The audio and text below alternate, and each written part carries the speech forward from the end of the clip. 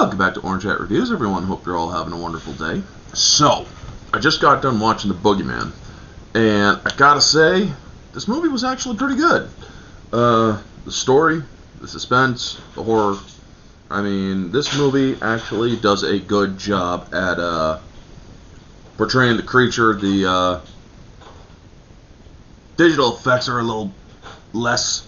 I mean, this is a creature that thrives in the dark, so you can get away with it enough.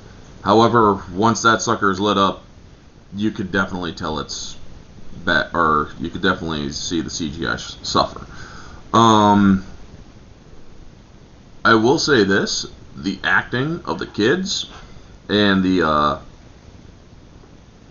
David Desmalchian, who was also in this movie playing Lester. Saw him in Last Voyage of the Demeter, Ant-Man and the Wasp.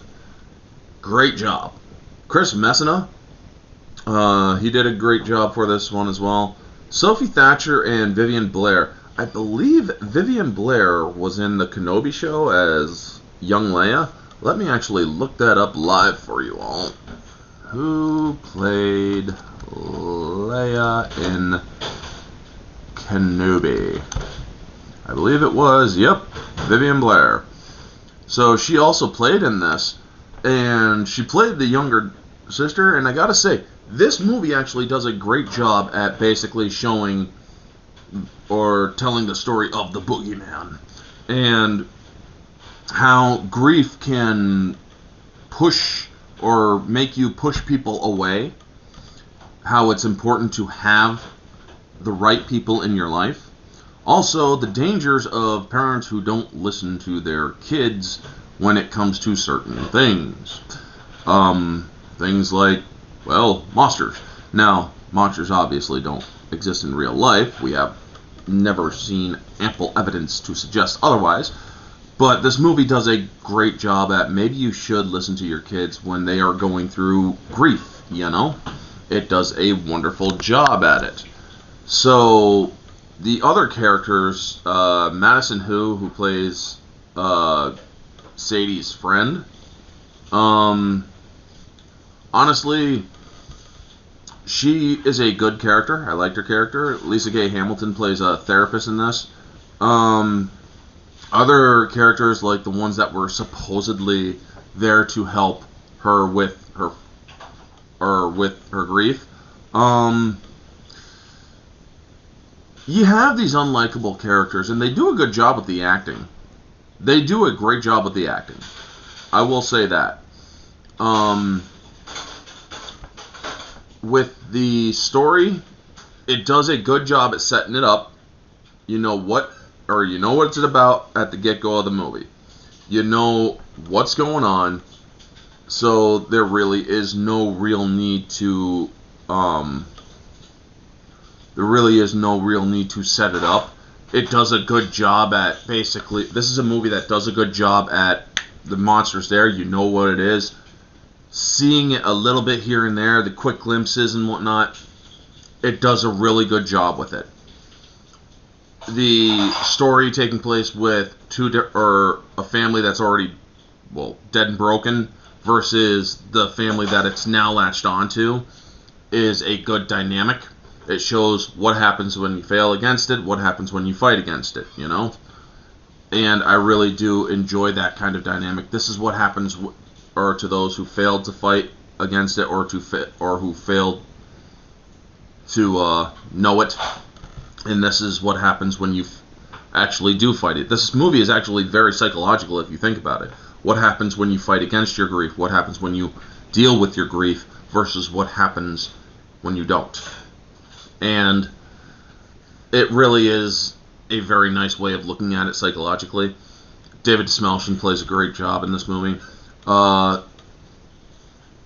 acting, again, I said, very good. One of the things, a lot of people who watch my channel, if you paid attention to my Kenobi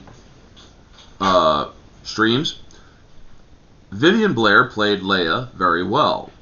However, I did say that she would be better placed in a Leia series instead of the Kenobi series, because Kenobi was watching over Luke, and whatnot.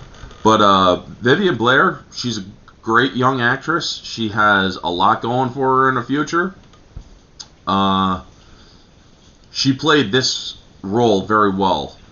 She can really sell the fear in this movie. Sophie Thatcher, I thought she did a great job. This has great acting. I think that this movie does a good job at telling the story. It's very solid. It's nothing award-worthy. I will say that. It's nothing award-worthy. You do see a little bit of problems with the story here and there. Like, how the heck did this woman get her hands on or bust up her house? How is she allowed to even live in a derelict house? You know? So there's small little realistic elements that could have been a little bit better.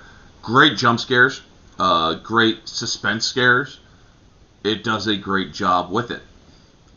And I think that this movie is truly enjoyable to a degree. It's definitely one that, if you're looking for a good suspense scare movie, this is definitely one for you.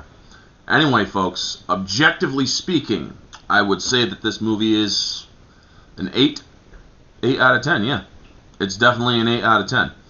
There is some problems with the CGI. There's some problems with the story here and there, with some reality logic. Not with the monster or anything, but like, how does a person with a busted up house manage to stay living in the house, you know? It does raise a few questions. And other small little things like that. Other than that, the movie is definitely solid. Subjectively, I put this movie at a 9. I really enjoyed it. It has a nice premise to it. And I think that this movie really does work as a psychological thriller as well. Or psychological suspense as well. Moviegoer. This movie is entertaining. It kept me wanting to see where it would go. It kept my interest. I really think that Rob Savage did a great job with the direction. I really enjoyed this film. It's definitely a 10 out of 10. Anyway, folks, that is my small review for The Boogeyman. Once this movie goes on sale, I'm definitely going to get it. It's definitely worth watching in the future. Anyway, folks, thank you so much for tuning in. If you like this review, please feel free to like, comment, subscribe, share, all that jazz. Check out my different socials down in the description of the video. And check out the other content I have in the reviews playlist, as well as other news and stuff that I cover. This has been Orange Hat Reviews. Have a wonderful day, and always remember, stay humble.